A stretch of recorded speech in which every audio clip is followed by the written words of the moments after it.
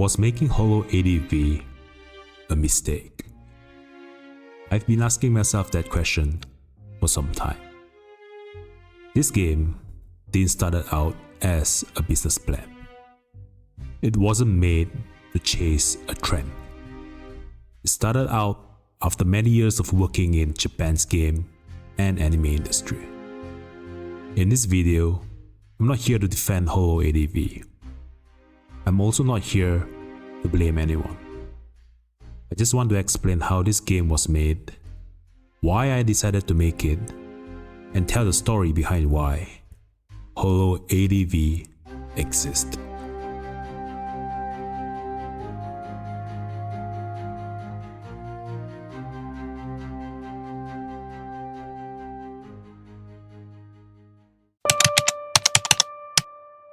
I created this channel to share the story behind how my games are made.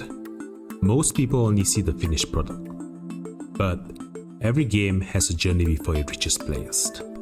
Some choices work well, some didn't, and many part of that journey is never shared. Holo ADV is one of those projects that it grew over time. There were challenges, but also lessons that shaped the game. This channel gave me a place to walk through that journey step by step to show how the game developed and why it ended up the way it did. Before I go any further, I should start by telling you who I am and why I went to Japan.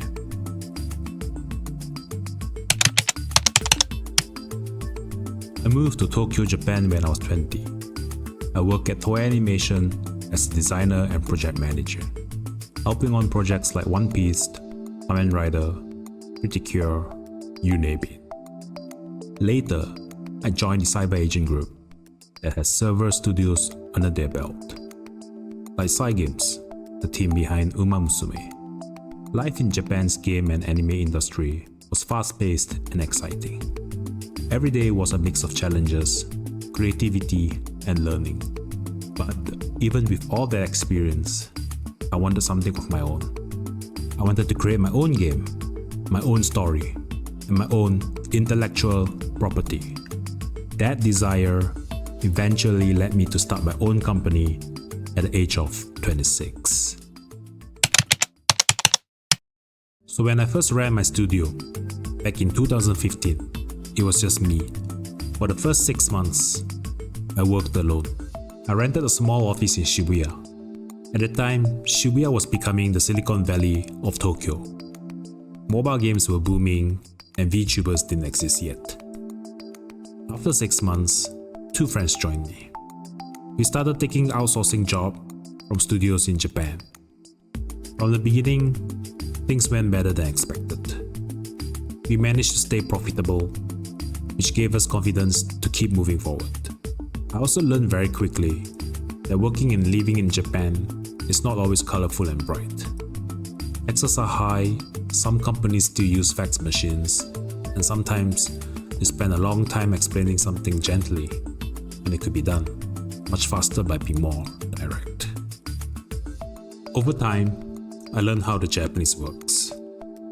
The manners, the expectations, and the strong focus on quality. We were often asked to help with projects that were already in trouble. In Japan, those projects are called Enjo Angen, or burning projects. Those projects train us to move fast, fix problem quickly, and stay calm under pressure.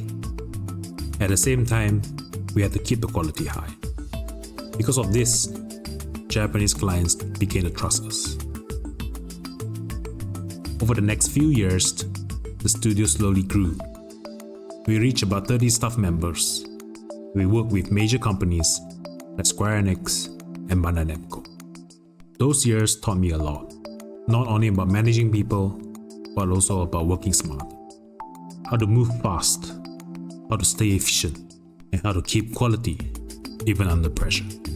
That experience gave me confidence, not just as a studio owner, but also as a creator.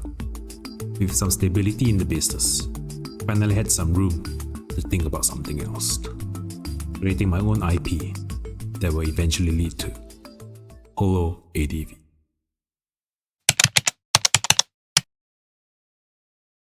I had always wanted to make my own story-based game. Our studio was well known for anime-style 3D character models, so making a 3D anime adventure game became my dream. Games like Final Fantasy and the Persona series were big inspirations for me. Around that time, anime-style games from outside Japan were also becoming popular worldwide. Titles like Honkai Impact showed me that a non-Japanese made anime title could also succeed globally. That gave me motivation. It made me feel that someone like me could also make it. But back then, I didn't fully understand how large those games really were. The scale, the systems, the amount of features. Building something like that with a small team in 1 or 2 years was simply unrealistic. A 3D adventure game is also expensive. Started planning games, writing stories, talking to illustrators and programmers in Japan, but nothing really worked out. Working on an outsourcing project is very different from making a game from zero up. In outsourcing, you only build one part. But when you make your own game, you are responsible for everything. Over about 2 years, I kept trying. VR projects, game projects, mobile games, build, crash, and rebuild again. Spent a lot of money learning this the hard way. Still, I treated each failure as an expensive lesson. That's when I learned one simple rule. Start small, focus on one core idea. Only after that works, you scale. Just when I was starting to understand this better, something unexpected appeared on YouTube, and it was the debut of Kizuna Ai. Kizuna Ai was a surprise, not only in Japan but also outside of Japan. This was back when Japan was still excited about real-life YouTubers. Influencers like Hikakin even went public listed. Everyone wanted to chase the same dream. That was the trend at the time. But Kizuna Ai was different. She created a new form of digital creativity. It wasn't just a character. It wasn't just a video. It was something new that later became mainstream media of time. When I found out that Kizuna Ai was produced by Osaka-san from Activate, I was even more surprised. I had met Osaka-san before, back when Activate was still very small. At the time, it felt like just an interesting experiment. But now, that experiment was changing the internet. That made me stop and think. This wasn't just a trend. Something new was starting.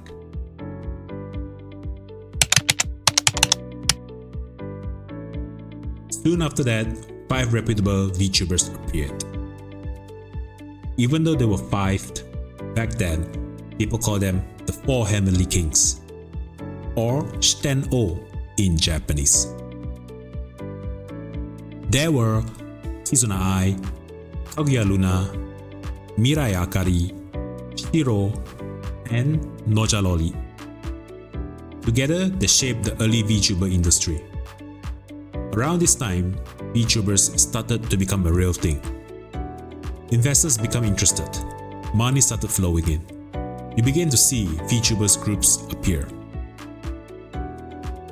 Groups like Tenma Kinen and my personal favorite, Game Club Project, also known as Game-Bu Projecto, with Yumesaki Kaede being my oshi at the time. In 2017, talents like Tokino Sora debuted under Hololive. In 2018, Tsuki no Mito debuted under Niji-Sanji. At the same time, I was still thinking about making a story-based game. But the VTuber trend was growing very fast in Japan. Back then, I assumed VTubers would be cheaper to make compared to a full 3D game. So I decided to try it myself. I invested money into creating VTubers. At one point, I had 2 VTubers under my belt. One was an English teacher VTuber, voiced by someone from a well-known anime about tanks and schoolgirls. Hello everyone. Liz 先生の Free Minute English の時間です。The other VTuber later graduated because she was going to appear as a regular in a certain horse racing game. 頑張るすべての人々に幸せがあらんことを。それじゃあみんなまたね。Even with all this experience, I took many things for granted. Back then, the market was still a blue ocean. Streaming was still niche. Tokinosora, for example, debuted on Nico Nico Doga. At the time, she had about 50 viewers, and around 37 of them were people she actually knew. Monetization was unclear. Unlike some studios, I didn't have investors. Everything came out from my own pocket. In about 1 year, I spent roughly $200,000, and I earned nothing back. Just when things were starting to look bad, the VTuber market also began to shift. We started seeing graduations, and for the first time, I realized something important. This industry wasn't as simple as it looks.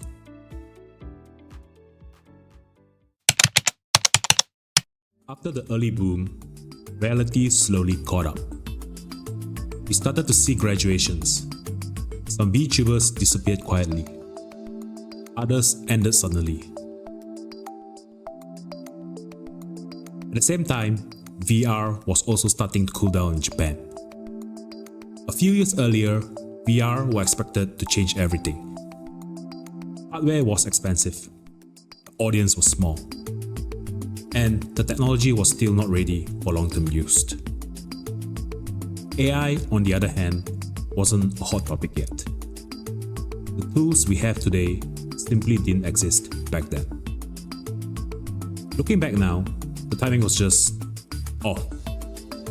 For me, this period became a reality check. I realized that trends move very fast in Japan's entertainment industry. What looks like a gold rush today can disappear tomorrow. After losing money on several experiments, I became more careful. I stopped chasing trends. Instead, I started observing more, watching from the sidelines, trying to understand what actually lasts and what doesn't. Just when things felt uncertain, something much bigger happened.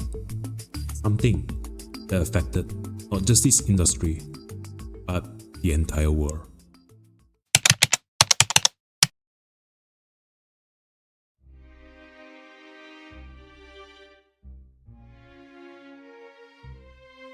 In Japan, people were still calm. Life felt normal. But international news was already showing signs that something big was coming. Then, in early 2020,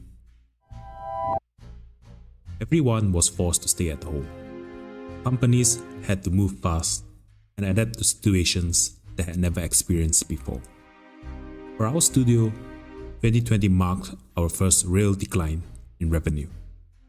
Projects were delayed, some were cancelled. It was a hard decision, but we had to scale down. Like many studios, we tried to survive, hoping things would return to normal. But at the same time, something very different was happening elsewhere. In the VTuber world, 2 companies were shining. Cover and Anycolor, the companies behind Hololive and Nijisanji. Viewership exploded. More people stayed at home, watching streams, staring at monitors, scrolling on their phones. Even game publishers were earning more than usual, not because they made more games, but because people had more time to play.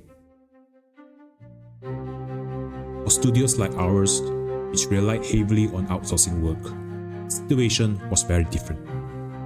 We didn't benefit from this boom. In fact, we lost more jobs. Publishers could earn more without creating new content. They didn't need the extra help. That was when something became very clear to me.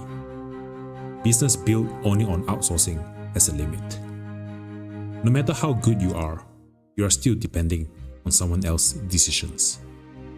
That realization pushed me back to my roots, making my own IP, my own game, my own product.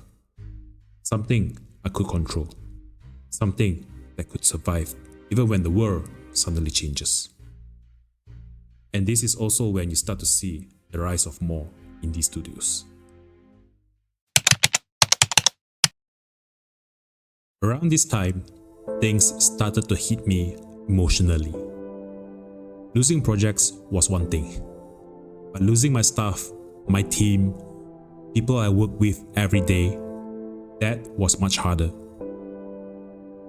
I had put a lot of money into the studio, and watching it slowly disappear was painful. There were nights where I couldn't think straight, so I did what a lot of people do. I doom-scrolled YouTube just to keep my sanity.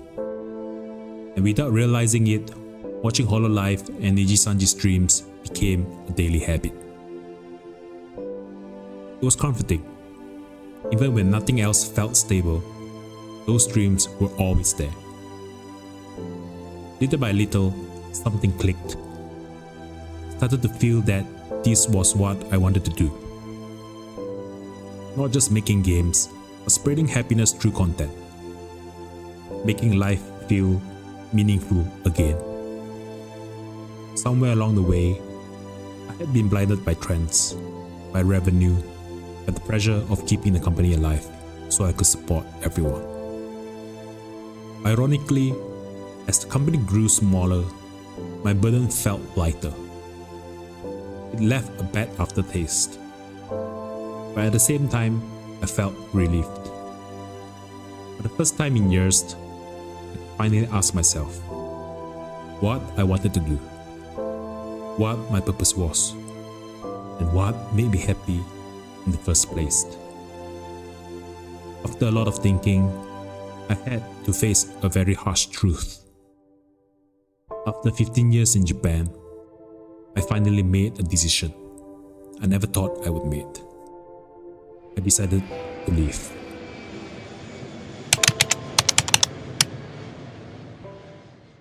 Life in Japan was getting harder. Tokyo is expensive. Taxes went up as the government supported the public. I managed to survive for about 4 more years, until things finally stabilized. But when that happened, I was left with a decision. Do I rebuild everything from zero again in Japan? Or do I step back and focus on what I truly wanted to do back in Malaysia? While I was struggling with that choice, something happened that completely changed my perspective. I had a toy poodle named Louie back in Malaysia. She passed away while I was still trying to keep everything together in Japan. I spent 15 years in Japan. Louie lived for 16 years. When I think about it now, I was only there for a small part of her life. The last time I saw her was during my sister's wedding. By then, Louie was already blind. Her legs were weak. She could barely walk. But the moment she sensed me, everything changed. She got excited.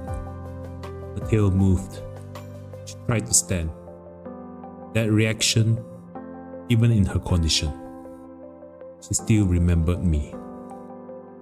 That moment of joy, just before she passed away, hit me harder than anything else. It made me realize how much time I had missed. When traveling became possible again, I returned home and saw my parents. They weren't the age I remember. Their hair had turned grey. Their smiles had more wrinkles. Seeing that smile and the time written around it made everything very clear. While I was chasing stability, years had quietly passed. I had given 15 years to Japan. And at that moment, I realized it was time to give some of that time back to my family. My work is digital. I can do it remotely. And with small indie studios growing, I knew to build something again with my experience. But to do that, I needed to prove myself. Not through outsourcing, but through creation. And before leaving Japan, I met people from Holo Indie. That meeting would change everything. One of the benefits of doing business in Japan is the people you get to meet along the way. Over the years, I was able to connect with many people in the field. Creators, producers, directors, and even founders of well-known studios in Japan. Through those connections, I eventually got in touch with Holo Indie.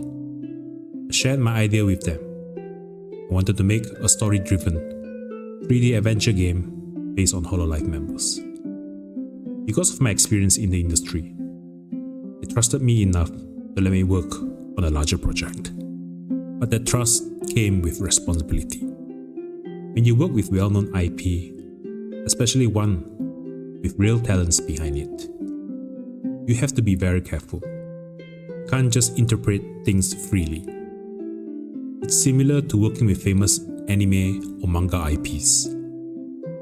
The image matters, the personality matters, and once something is released, it can't be taken back. In this case, it was even more delicate. These weren't just characters, they were live streamers, real talent with years of content, and very dedicated fans. That meant I had to do a lot of research.